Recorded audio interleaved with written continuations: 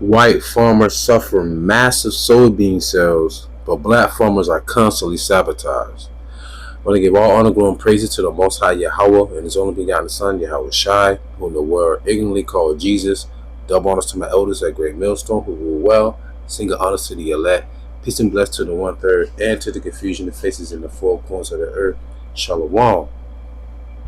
This is from Jeremiah chapter 50, verse 16, the NLT. Take from Babylon all those who plant crops, send all the harvesters away. Because of the sword of the enemy, everyone will run away and rush back to their own lands. And that's not far-fetched, because in this article from Fortune, it says, farmer says we're in a very dire situation ahead of harvest with 0 soybean orders from China, historically the largest buyer. So what I'm going to do, I'm going to kind of skim through this article a little bit, but this just goes to show you the hypocrisy and what's going on in the United States, especially when it comes to farmers. But going right into it, Caleb Ragland, a Kentucky farmer and president of the American Soybean. I always think about soy boy when I see the word soybean. Soybean Association is warning of an agricultural crisis as China has placed 0 soybean orders for the upcoming harvest. It's a departure from typical patterns where 25% of the U.S. crop goes to China. With prices 40% below 3-year highs and production costs rising, hundreds of thousands of farmers face losses unless there's a trade resolution between the two countries. But when they talk about hundreds of thousands of farmers, they're not talking about black farmers, so to say, Israelite farmers, so to say. Now, going back, it says, in a separate CNN interview, Ragland emphasized the scale of China's importance to American agriculture. Man, America is China's bitch. I gotta just say it like that. Pardon my French, but you kowtowing. China takes more of our soybeans than all other foreign customers combined. Combined, people. He said, knowing that 50% of U.S. soybeans are exported and China represents a quarter of total demand. This is how much of a hand China has in America. I mean, China already has bought up a lot of your American-based companies in Ohio, which Ohio is known as what? The heart of America. China already has land here that they've already bought and purchased, right? Think about it. Remember when Trump was kicking out all those immigrants that were illegal and whatnot?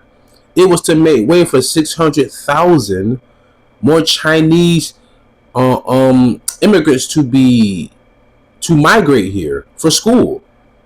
It's always a focal point to why Esau does their madness. They want to make room to bring in 600,000 Chinese immigrants, but that's 60,000 over a 10-year period, right? So America is in thick with China. This translates to, China typically accounted for over 25% of total U.S. soybean purchases, which roughly 1/3 of annual sales to the country, normally booked by this point in the season. So, we're talking about the cost of production cost of approximately $11.03 per bushel. Ragland's own farmer is currently generating $750,000 in losses, forcing him to rely on loans to bridge the financial gap. So Esau's really going through it right now. All right, but I want to bring out Jake. This came out in September 8th, 2025. Black farmers battle land loss and work to plant seeds for the future. So Jake been going through it ever since the early 1900s. At one time, black people, Israelites, Judahites, in the U.S. owned millions of acres of land. Stop fucking lying, man. We never got our 40 acres in the mule because y'all came up with the Homestead Act where you told, hey, if you're a so-called white man, you need some land, we can give you some land, some guns. All you gotta do is pay like a $10 fee or something. How you think they got all that land in Wyoming, Montana, Oregon, South Dakota, North Dakota, Kansas? Come on, man. Y'all gave them that land. Don't lie. Look up the Homestead Act, y'all. However, due to discriminatory schemes perpetrated by the American government, systematic racism and violence, blacks, Israelites, have gone from having 16 million acres of land in 1910 to only 2.5 million acres today, according to several reports and sources. So they're talking about in the sense of having agricultural land, which we had on our own, which we got out of after 1865. But everything we did, Esau destroyed. Tulsa, Oklahoma, Wilmington. You had Sweet Auburn down in Alabama, down here in Alabama, I should say. I always sabotaged them. Anyway, let's get back to it. According to foodprint.org, black or Israelite land loss represents a systematic blockage of black Americans. Notice the word systematic is there. It says one estimate suggests that the total active farmland lost since 1920 has meant more than $326 billion in lost wealth for black or Israelite farmers and their families. Today, blacks or Israelite farmers are still struggling to hold on to their family land. We're talking about their family land, all right? So I don't want to hear shit Esau talking about them having to go through. When he say he's losing like $750,000 in losses and he's depending on loans, when they cut DEI, Jake been out here straining by their damn selves.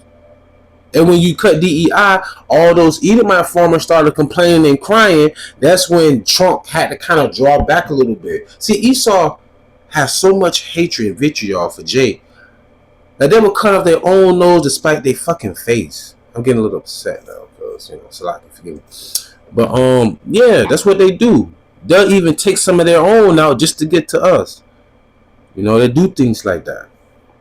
But like I said, I didn't want to make this long. I just wanted to bring it to your attention of what's going on. But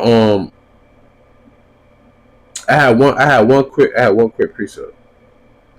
This is Lamentations chapter 3, and I'm gonna close out. Lamentations chapter 3, verse 22. It is of Yahawah's mercies that we are not consumed, because his compassions fail not. They are new every morning. Great is thy faithfulness. Yahawah is my portion, saith my soul. Therefore will I hope in him. Because hope for man is vain. So with that being said, I truly pray you was edified and fed. Stay in the spirit, don't fear it, just endure it. Ask for forgiveness, pray without ceasing, stay humble, remain diligent. Shalom.